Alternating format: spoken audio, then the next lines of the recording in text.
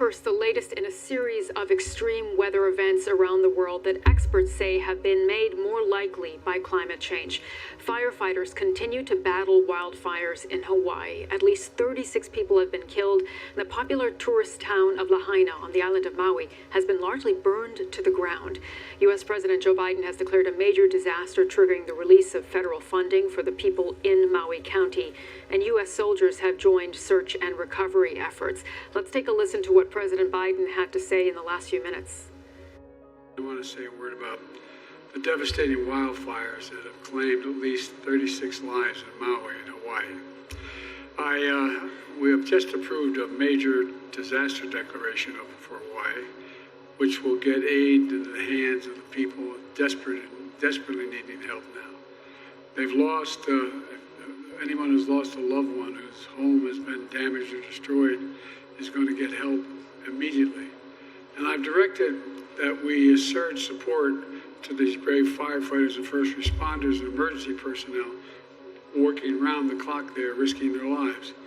I just got off the phone before I got here for a long conversation with Governor Josh Green this morning.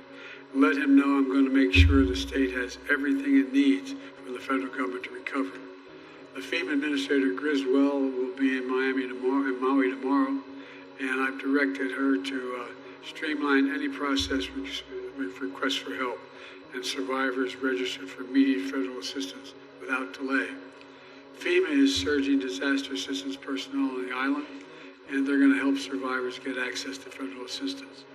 And you know, anybody who wants to know out there where to go if this is televised, that they can go to disasterassistance.gov, disasterassistance.gov, to learn if you're eligible for assistance. And I've ordered all available federal assets on the island, including the U.S. Coast Guard, the Navy 3rd Fleet, and the U.S. Army, to assist local emergency response crews along with the Hawaiian National Guard. We're working as quickly as possible to fight these fires and evacuate residents and tourists. In the meantime, our prayers with the people of Hawaii, but not just our prayers. Every asset we have will be available to them, and they've seen their homes, their business destroyed, and some have lost loved ones, and it's not over yet. President Biden speaking there a short while ago, and my colleague Clive Myrie has been taking a closer look at the scale of the fires and the extent of the destruction. A paradise, well and truly lost. The Hawaiian island of Maui, more Dante's Inferno. Oh my gosh, look at the harbor. A helicopter pilot used to ferrying tourists over a magical landscape. Oh my gosh. Now watching blonde, pristine beaches turn black. This looks like Baghdad or something. The high street in the historic city of Lahaina. Shops and livelihoods burned. Explosions as petrol stations, anything combustible ignites in the ferocious heat. This is not even the worst of it. Still get dead bodies in the water, floating, and on the seawall. They've been sitting there since last night. We've been pulling people out since last night, trying to save people's lives. And I feel like we're not getting the help we need. Woke up this morning and got on our phones to pictures of our house, just down to the slab. Nothing but smoke. And here's another picture. This, a satellite image of Lahaina taken last month. And this image, taken just yesterday, a holiday snap from hell. We understand Hawaiian homelands was destroyed, a school was destroyed, many of the businesses, a church was destroyed. It's going to take years. Years to fix a broken land, but with the spectre of climate change an ever-present danger. Let's bring in our Washington correspondent, Lorna Gordon, who's been looking into President Biden's efforts to help Hawaii. Lorna, it's good to see you. Tell us more about what the president's declaration means. Yeah, President Biden declared a major emergency. This unlocks federal funds to aid in the recovery effort. It gets money into the hands of those who really need it. He said they'll prioritise those who've lost loved ones, those who've lost their hands. And, you know, this really was and has been a catastrophic situation on Maui. Those fires were fast, they were destructive, they were deadly. Eyewitnesses, some of the testimony quite distressing, talk of having just minutes to leave their homes. One said the firestorm was so fast that he doused himself with water, tried to run to the sea, but his rubber slippers were melting as he ran. Another who lost his home talked of seeing bodies floating in the seawall by the harbour. That number of 36 reported dead is expected to rise. You know, the efforts to contain the fires are still ongoing. President Biden has said all federal assets in the area will help, because there are, of course, a number of military bases in Hawaii. There's a naval base. One of the fleets is in the area. The Army, the National Guard, the Coast Guard as well are all now assisting. The local authorities say at any one time 100 firefighters are on the ground to try and contain the blazes, but there are difficulties with communication. Some of the cell phone networks have been down. There's talk of people sleeping in their cars. Thousands have been evacuated to shelters. Thousands more are being evacuated off the island.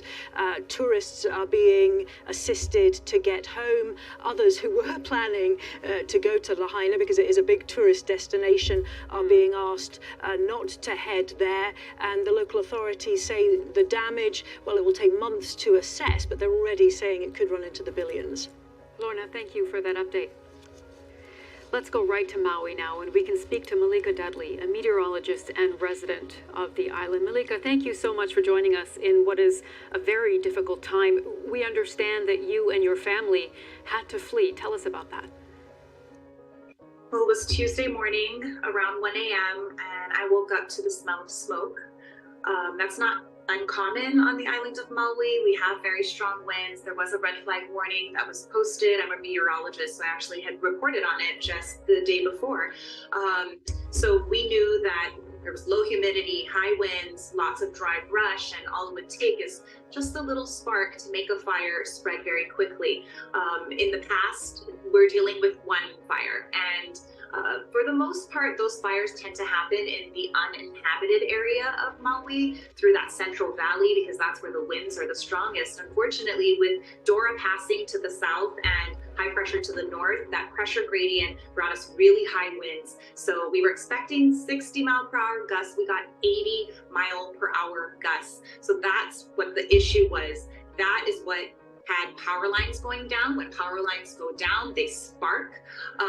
Obviously, there's no official cause of the fire because investigations have not yet been done, but from witnesses, that's what we understand. So that first fire started in Olinda. It actually took a home almost immediately, and it started to spread down the mountain, Haleakala Mountain, towards my subdivision. My subdivision was actually the very first subdivision to get evacuated. So we got a phone call at 3 a.m. I was trying to sleep from 1 a.m. to 3, just smelling the smoke and thinking, oh, it's probably far away. It wasn't. At 3 a.m., we got a call, get out. That was our neighbor calling, and the sky was red. So I grabbed my 3 children, and I have also the child of a friend staying with us, grabbed all 4 kids, threw them in the car, drove past fire trucks. Police officers were doing door-to-door evacuations. Wow. And it was really scary. I can imagine that must have been such a harrowing experience, Malika. Tell us how things are at the moment. How are people coping? I think we're all in a state of shock. And if you're not in a state of shock, you're in a state of mourning at this point. A lot of people have lost their homes, and that was already hard enough. But now hearing the number continue to rise, and knowing now that we're starting to hear stories coming out of Lahaina that people were running for their lives, literally, and knowing that there are people who are not as mobile. There are people who are bedridden. I'm hearing stories of, a husband running in to help his bedridden wife and couldn't get there in time, couldn't get her out, and just had to run. And he has burns. I'm hearing stories of a young lady who literally ran out of her home and had to jump over the seawall into the water and spent 7 hours in the water waiting to be rescued, and felt like she was getting hypothermia to the point where she would approach anything that was on fire to help to keep her warm. So these are the stories that are coming out of Lahaina, and we anticipate that this number is going to rise. And when you look at the photos, the images of just how many homes were taken, and you know how quickly that fire moved through, it's looking really grim. So we're all really sad. Malika, it's just a terrible tragedy. We are looking at pictures right now as you're speaking of the destruction. What do people on Maui need right now? Well, we want to say mahalo for all the love and the aloha that we're feeling from around the world, around the nation, and from our fellow Hawaii residents. We could use monetary donations to the right organizations. So Hawaii Community Foundation is a reputable organization. Maui United Way, Maui Food Bank, those would be my top three. And Maui Rapid Response is currently joining people who want to help. So whether that's services, money, donations, with people who need the help. And they're currently working on a website, mauirapidresponse.org, which should have all of that information. Right now, there's a Google Doc that you can go and fill out and say, I just got a DM from a friend over Instagram. I want to help with school supplies and children. That's so great. She can go and type that in, and they will connect the dots. That's really important information, Malika. Thank you so much for joining us, and we wish you and your family, and of course everyone in the community, safety in this very, very difficult time.